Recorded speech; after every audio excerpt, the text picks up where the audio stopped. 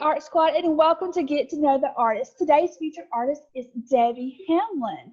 Before we get started, I would like to thank our sponsors, 4th Street Design, Community Bank, Fitzgerald Utilities, Southern Eagle, the City of Fitzgerald, Paulk Funeral Home, the Harris House, the Blue Cottage, and Rancho Grande. So, Miss Debbie, tell us a little bit about yourself. I am the choral director at Ben Hill Middle School. I also teach journalism there. This is my 30th year of teaching. I'm very excited about that. I'm from Valdosta, Georgia. I started coming up here. I taught a band camp here in Fitzgerald 31 years ago. And the band directors, one of the band directors was my old band director. He came and brought me an application, said, fill this out. I'll be back to pick it up. Filled it out, started working here 30 years ago. Have loved it. I live here with my husband. My daughter is now in Pennsylvania. I have a daughter, Leanne Hamlin, who came through the school system here. I am involved in local productions of theater here and also in Tifton. And I just like stuff. I like doing things, and I am thrilled that this is the place that I now call home. Are you ready for some rapid fire questions? I am. All right. What's one restaurant you're ashamed to admit that you like? Crystals. I love Crystal cheeseburgers. Yes. They are delicious. They are. There's absolutely no nutritional value, but wonderful. All right. What's your favorite musical?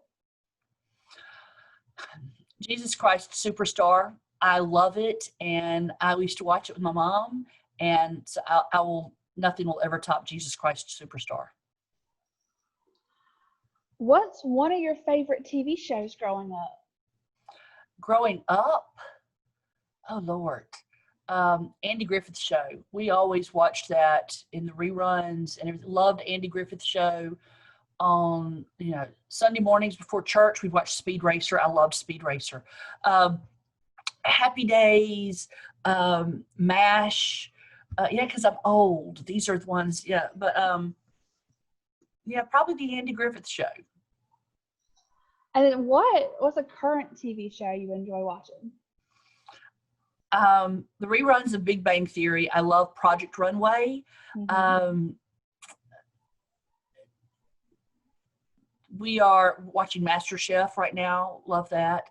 But Big Bang Theory, I just adore. What's your favorite drink? A Mountain Dew.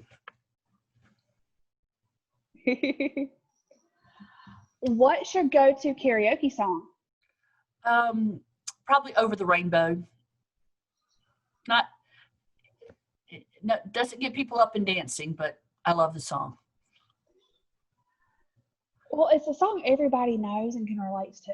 Mm-hmm. It doesn't all karaoke songs do not have to be get up and dance. Right. What's your favorite board game? My favorite board game?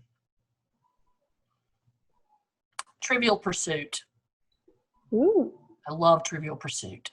Not Monopoly. My daughter kicked my butt at Monopoly the first time she played it when she was 7 years old, and I have not won a game of Monopoly against her ever. So I've just shunned Monopoly aside. So there, Trivial Pursuit. So that must be why Monopoly is her favorite game. Oh, is it? Is that what? Yeah. Because she's fabulous. She is. I mean, again, first game ever played. She kicked all the adults. Just won against all the adults, and she was fabulous. Okay, pepperoni or cheese pizza? Pepperoni. Yeah. All right. Now we have some Instagram questions. Okay. What's a favorite theater memory before you became a teacher? Oddly enough, I didn't do a lot of theater before I got here. I was not involved in drama program in high school until my senior year. We did the one-act play, and we did Midsummer Night's Dream. And I got to play Hermia. And with my best friend, played Titania. And we had a wonderful time, and I loved that. So that would be it. In college, I was not part of the theater program except as part of the chorus for operas and things, and loved that and got to be alongside some fabulous people. Now we did do the some Christmas things in there, the magical dinners, and I enjoyed that. But I think probably going back to my first big experience, which would be in high school, when I played Midsummer Night's Dream. I loved it, and I was hooked. Awesome. And then how do you deal with performance anxiety? Oh, I don't have performance anxiety. It's like well, I take that back. I have performance anxiety if I can do something that's going to make somebody else look bad. If I mess up and it makes somebody else look bad, I get really, really nervous about that. But if it's something where if I mess up, I'm going to make me look bad, I don't worry about that. I'm just, it's all part of it. But Rob Garber actually makes fun of me for the stage stuff. But once that spot, once the lights come on, there is nothing. So I don't usually get performance anxiety. I just really just enjoy performing. My first solo was in church and 7 years old, and was singing everywhere, and I'm a bit of a ham, just a little bit. I don't know if you know that or not. And yeah, it's just that idea. And once you hear a crowd laugh or ooh or cry or gasp or something because of what you've done on stage, oh wow, that's it. It's you're hooked. It's almost like a drug, and you're there for that. And it's so yeah, I've just, as far as I know, I don't remember being nervous except for whenever what I had to do could affect somebody else. And then what is your favorite performance venue?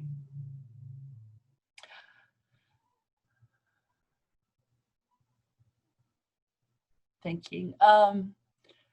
I tell you, we've got the Grand Theater is absolutely tremendous. I've not been, well, the Fox Theaters. I've not had a lot of experiences with the Fox Theater. I remember the first time I went to the Fox, I was amazed going to the bathroom, going, this bathroom is larger than my apartment. And it just amazed me. I really like here, the Grand Theater here, the fact, the history of it, the makeup of it, everything is just wonderful. In the Tift Theater, again, that wonderful snugglediness is of everything, and along with the professionalism there. I like the history and the spirit of both of those venues. They're not brand new. They have, the history of everything that's been there before. And so I really do enjoy performing in those. What's your favorite part about being a music teacher? After the sixth graders' very first performance is amazing. They come in before the first performance, they're scared, they're frightened, they've not been in front of that many people, and I've got them ready. They're ready, they know how to do it, they're fabulous, and then they finish, and you can see them so proud of themselves, which they should be because they've worked hard, and that looking on their faces and going, I helped them do that. It is just wonderful. Or the first time that they sing correctly, they sing an ooh vowel with the inside of their mouth open, and they feel the room vibrate a little bit. And that neatness of being able to bring that music to life, and to instill in them that, wow, I can do that. That never gets old either. Name 3 famous people, living or dead, you would invite to a dinner party. Oh, Robin Williams, because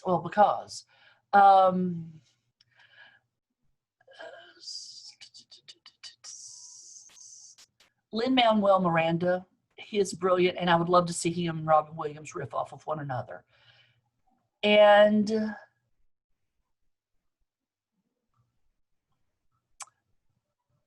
oh, that's a hard one. I should have asked for these beforehand, but I wanted them live. I don't know.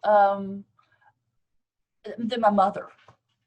To have my mother come back and experience those with me. That would be it. So we have the hilariousness, the brilliance of the musicianship, and then me and my mother, they're riffing off of one another, just taking it all in. That sounds like an amazing dinner party. So, and we'd have Crystal's burgers. Ooh. So, what's inspired you to become a music educator? I said earlier, I come from a long line of musicians. Music has always been a part of my life. I love music. I can't imagine life without it. And I wanted to find a way to be a professional musician, and looking at the idea of I could help other people make this music. I could instill in others the same joy that I had. My middle school choir director was a man named Clifton Young. And so Mr. Young was the man who helped. I mean, I knew I could sing, but he was the one who said, yeah, you could do this, and got me really going with the stuff. And the idea that I could possibly do that for somebody else opened that as an option. And just to know that as a choral director, I can pull all of this together and help make this awesomeness, this moment, and then push it out farther into the world and beyond me. It just was, I'm interested. I want to share music with others and let people see how much is available to them there. What drives you to keep going when everything seems to be going wrong? My mortgage, because it's got to be paid. And second of all, I tell a story at the beginning of every school year before we have our big prayer circle for all the teachers and faculty and staff who want to participate. And it is from the Bible. Paul and Barnabas, and I think that's who it is, I'm of course drawing a blank right now, go into the city of Lystra. And they go in and they're sharing God's word, and the people of the city think they're gods, and they say, no, we're not. We're here sharing the word. And anyway, the people turn on them, and they stone Paul, and they drag him outside of the city gates and leave him for dead. He's not dead. So they get up, Barnabas, they get up and they leave. Later on, God tells them, go back. And they're like, excuse me, God, last time, not so good. He tells them, go back. And so they do. They go back, and hearts are changed. Things work out much better that time. So I have outside of my door, I have a little laminated thing just sticking. I've got it, magnet of it up next to my door, Lystra. So, because there are all those days, we all have those days whenever you feel like you've been, pummeled with stones and drug outside of the city and left for dead. And on those days you need something. And so I use that to remind me that, first of all, I'm not the first person to feel this. And second of all, I am doing my calling, and I just need to get up and go on and keep doing what I'm supposed to do, and it's going to work out well. So just keep swimming. And so every now and then on those days, I'll come back in and walk past the door, and I'll touch that as a reminder to me. So that's what keeps me going. And that's inspiring. And how has COVID-19 impacted your life? And how have you overcome the obstacles? And we're still in the midst of it, especially with the education field. Yes. And that's where it's actually impacted me probably the most. I was in Athens last year with TSA when Technology Student Association, when the school shut. Katrina Vaughn and I were actually sitting at the grill eating lunch, and we get a call from our principal going, hey, the school is going virtual. We need your lesson plans. So while we're waiting for our cheeseburger and milkshakes to come, we're sitting there typing out our lesson plans for virtual stuff. We're typing them out on our phone and sending them in. And so last year was just review. Now we come to this year. Well, so that means we did not get a chance to recruit. for sixth graders or for anything like that. I didn't get a chance to say goodbye to my eighth graders that I had taught for 3 years. They didn't get a chance to sing That's What Friends Are For. We didn't. And that crushes me because they are just tremendous. They're ninth graders this year and are wonderful. So this year chorus is much smaller, which I was, horrified by, but it's turned out really, really good because I can social distance. But this year, right now, singers are super spreaders. So we've not been able to sing, and it's not looking like we're going to be able to sing for a while, which is kind of a bad thing for chorus. So we're working on music theory and the basics. I am going to get us possibly outside to sing some nice and far away from one another. Right now, we don't have concerts officially scheduled. I'm hoping that what we can do is work on some things, videotape them with social distancing, and then, put them up. But it means as far as choral work, you've got to rethink everything. I've not been able to go visit family like I've wanted to, those things like that. But the big thing that's impacted me has been with the singing. Now, I work with the Tift Theater, the children's theater over in Tifton. As you know, this year the Ben Hill Arts Council Children's Arts Week was canceled because we just didn't know enough information. We didn't have enough, and I work with that also. And so that was another thing, was canceled. It was horrible. I missed that. Tifton was a little later, and so there was time to get some things in place. We changed our show to allow for one. We changed from Cinderella to Willy Wonka, which allowed, for some distancing. There was no kiss in there. But it was rough to try to work with children far apart from one another and get a show together. So I've just had to be creative, and it's just affected that way.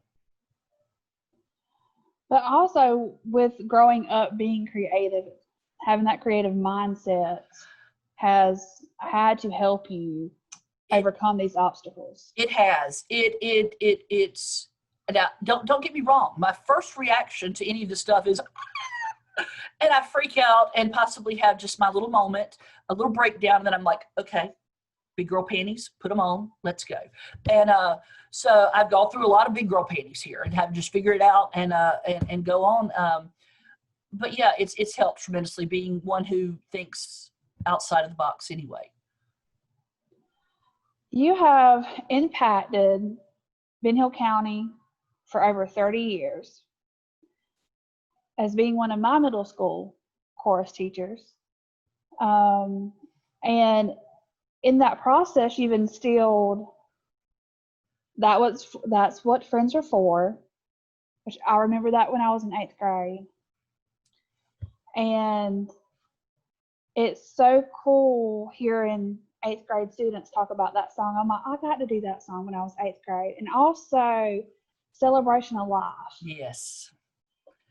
And to me, it's a talking point, and also it's a way to bring older and younger generations together.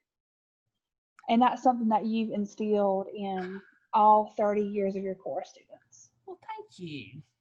I like it whenever we sing Celebration of Life to have my former students come up on stage and sing it with us, and that's really nice, especially when you see generations. Mm-hmm. Because yes, I am old enough that I'm teaching children of students that I taught. I'm not to teaching grandchildren yet, though, so we'll see how that goes. But yeah, that is wonderful to see fathers and daughters, mothers and sons, aunts and nephews and stuff up on stage singing together. That's really, really neat. And you wrote Celebration of Life. I did. I was, may I tell the story? Yes. Okay. Geraldine Newham I taught science with, or I taught with her at the middle school, and she was a 7th grade teacher. I did not know her very well. I remember thinking that she was this old, this older teacher, which, by the way, I'm now older than she was. So, and her life was cut short. She was killed, and it was wrong. My brain was having trouble grasping that. I was having trouble dealing with it and figuring out why and all of these things. And then later, I think later that week, my first niece was born. I became Aunt Debbie. That was so cool. I love being Aunt Debbie. And it kind of clarified it up, the circle of life kind of thing of, okay, one person dies, another one comes in. It also let me see the idea of, okay, also there's the circle of life in the fact that she's gone, but she's taught all these students, so she continues to live on through them. And also the fact that, according to my beliefs, I'm a Christian, so my beliefs say that she, as a Christian, even though she died here, her life continued on up in heaven. And so the idea of life continuing on, and that circle of life, meaning actually probably should be circles of life, so we should celebrate that yes, we have to mourn, but that became a way I was able to deal with her death, is to find the celebration of life, to celebrate what she did while she was here, to celebrate the new life coming in, to celebrate life continuing on through people that you influence. And so that song just kind of came to me there. And so we sing that, and hopefully it's a way to encourage people to celebrate the life that they have right now, right here, even in the age of COVID. Or especially in the age of COVID. Especially in the age of COVID, because it's been a crazy time, and that song right there, it can be impactful, that when things are going crazy and uncertainty, you just need to celebrate each day and be thankful for what you have. Sister Rona can't bring our, spirits down. We have to keep going. Yes. And then, what would you tell somebody who's wanting to become a music educator? Go to the very best school you can for what you want to do, because like I'm certified K through 12 band, chorus, orchestra, music theory, music history, music composition, all of those different. Now, am I qualified to teach all of those things? No, but that's what I'm certified to teach. So you need to find a place that is specifically for what it is that you want to do. For example, Michelle Dennison, who's our band middle school band director, she graduated from Troy. Troy is fabulous. They produce incredible band directors. I went to Shorter College, which doesn't exist anymore. There's a Shorter University, but that's different. And at that point in time, Shorter College was one of the best music schools, especially vocal and piano and organ, one of the best music schools in the nation.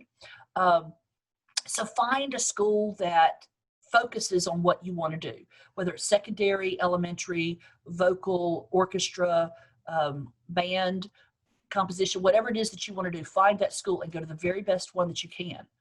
And then go to classes much better than I did, because you're going to learn stuff. And then get out there and talk to other music teachers. Most of the stuff that I learned, that's probably because I didn't go to class like I was supposed to. I have learned so much from other musicians, other music directors. And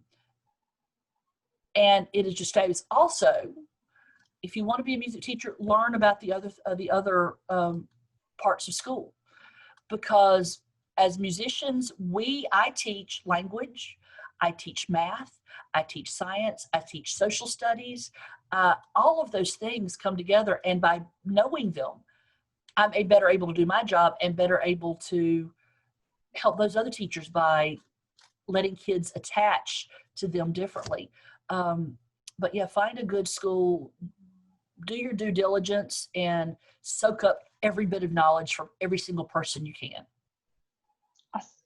Awesome advice.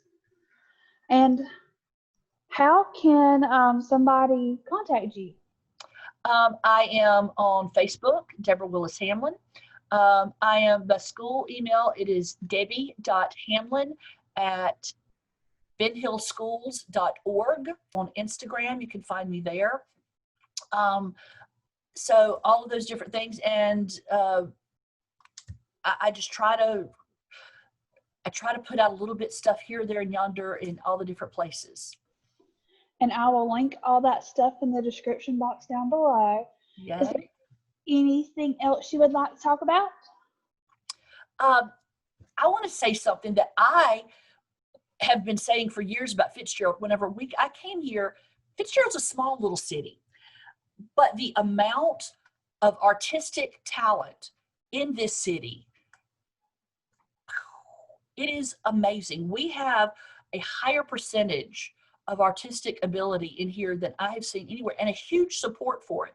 But the amount of artists, visual artists, singers, actors, dancers that come out of here, out of this little place, is amazing. And it is so wonderful that the city supports it, that the community, the people support it.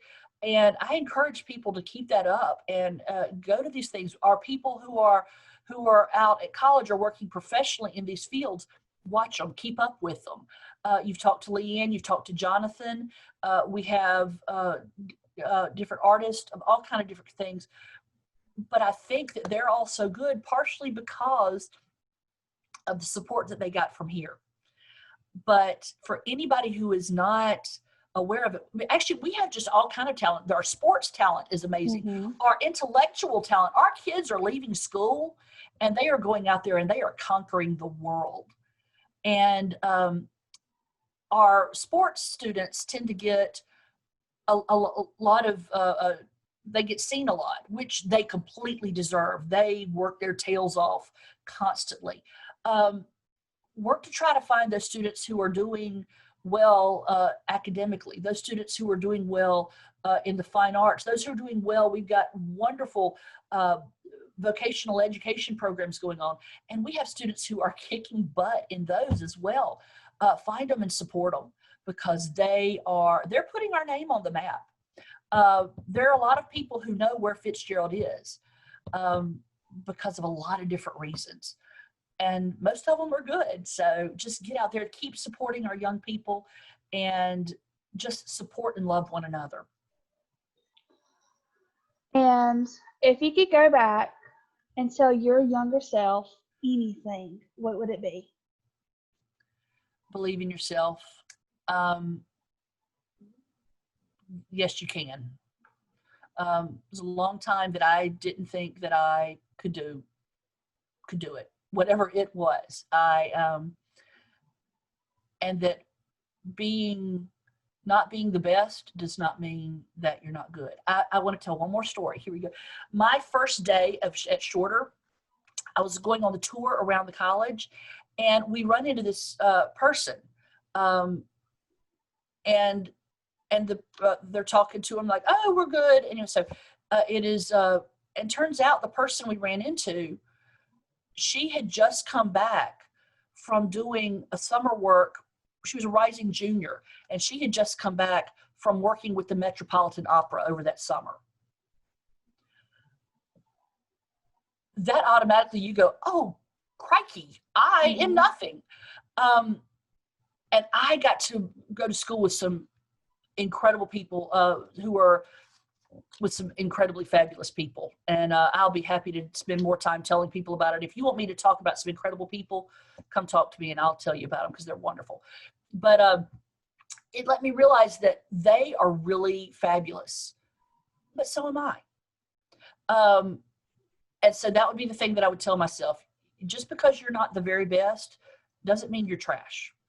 Doesn't mean you are not incredible. So keep striving toward that. And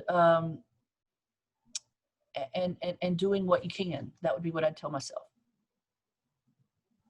That's amazing advice. Thank you so much for Thank you for having me.